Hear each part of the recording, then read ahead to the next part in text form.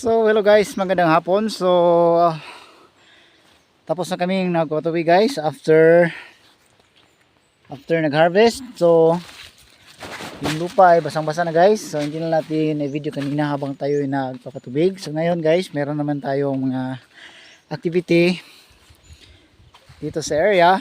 Schedule po natin ngayon ay magpapakain tayo ng tanim natin ng palaya. So yun, kita niyo basang-basa yung lupa guys dahil sa leak ng garden hose natin. Okay, so ngayong hapon guys, tayo po ay mag-abono sa ating tanim. Meron tayong tubig dito. So meron tong naka-imbak na abono guys. Kalahating drum, hindi naubos sa una nating pag-abono. So ngayon, meron tayong abono. So ang gamitin natin ngayon ng abono guys ay so meron tayong dufos na 2 kilos mga ka-farmers. So kailangan natin ihalo sa tubig talaga para madali itong matunaw. So bali mga ka-farmers, gumagamit tayo ng 2 kilos na dufos sa ngayon per 200 liters. Pero dati mga ka-farmers, gumagamit tayo ng 1 kilo na urea, then 4 kilos na Yara Winner, yung triple 16 mga ka-farmers. Then sa ngayon mga farmers, bali kumpleto yung mga dahon natin. So parang nag-over na sa dahon. So iba na naman yung i-focus natin. Gumagamit tayo ng dufos bilang soil conditioner mga farmers. Then at the same time, meron tayong hindi muna tayo gumagamit ng winner mga farmers dahil itong drum na ito meron pa tayong kalahating abono na natira. So bali ngayon, lagyan na lang natin ng putas. Putas niya. So gumagamit tayo ng 3 kilos na putas mga ka-farmers. Bali kalahati sa 4 kilos na winner, then kalahati sa urea na 1 kilo mga farmers yung natira dito. Tapos lagyan naman natin ng 2 kilos na dufos, which is tapos na. Then maglagay tayo ng additional pa na putas mga ka-farmers na 3 kilos. So bali nag-add-on tayo sa ating dating abono na 4 kilos na winner at saka 1 kilo na urea. So sa kalating drum na lang yun mga farmers. Then nag-add-on tayo ng 3 kilos na putas at saka 2 kilos na dufos. So bali mga farmers, yung dito, mayroon na siyang 2 kilos na winner at 3 kilos na putas. Bali 5 kilos na lahat yung commercial mga farmers. Then at the same time, meron na doon na 2 kilos na dufos. So walang problema yung dufos mga farmers dahil ito po is soil conditioner at organic po ito mga farmers.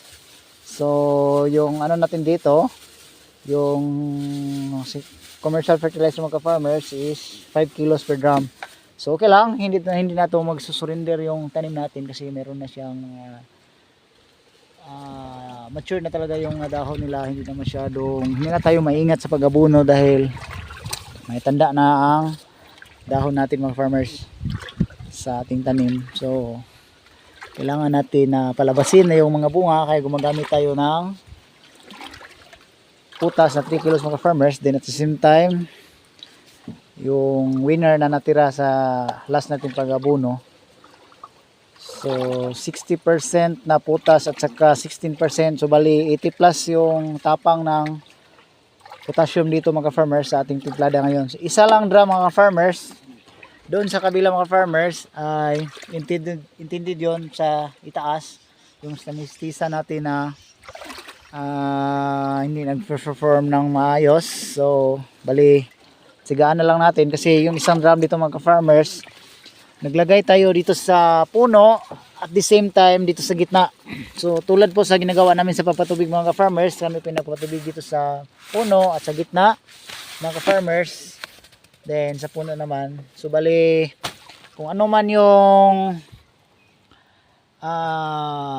ginagamit namin, kung ano man yung naubos namin na abono mga farmers, sa nakaraan na per ano lang interval. Sa ngayon dito, the next abono ay dito na mga farmers. Then ngayon medyo may edad na yung tanim natin, kaya ginagawa natin na every butas na po ang lalagyan natin mga farmers.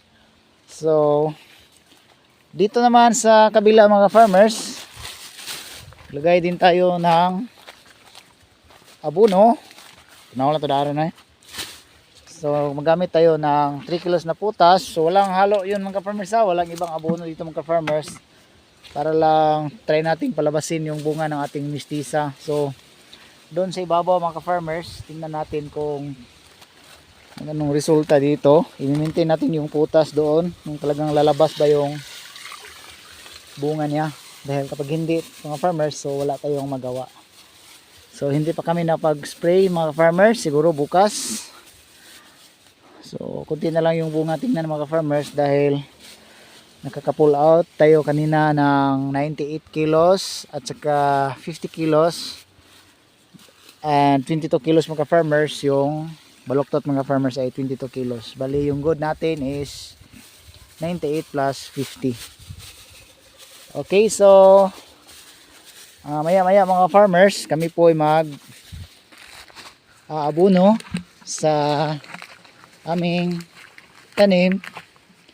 Bali ganito lang po yung pag-abono namin dito mga farmers. So ako na lang muna ang mag-abono. So example mga farmers, naglagay kami ng isang isang tasa mga farmers. So isang baso ng abono natin na mix na. So already mix mga farmers, and after that ating ilagay sa, depende sa iyo natin mga farmers kung saan natin unahin, dito ba sa sa gitna or sa puno mga farmers. So yun lang. Kung gusto nating magmamadali mga farmers, pwede tayong gumamit ng yung makina mga farmers, yung pump, yung water pump na ginagamit natin sa pag-spray mga farmers. Pwede nating gamitin para madali, pero sa ngayon mga farmers hindi muna tayo gagamit dahil meron pang mga dahon sa ibaba mga farmers. Then delikado pong masunog yung dahon sa abono natin. So iningatan muna natin sa ngayon mga farmers, dahil masisira talaga ang bunga ng ating tanim. Sulad nito, matatamaan, so sayang mga farmers. So hanggang dito na lang muna tayo mga farmers. So update tayo sa susunod na mga pangyayari dito sa aming taniman mga farmers.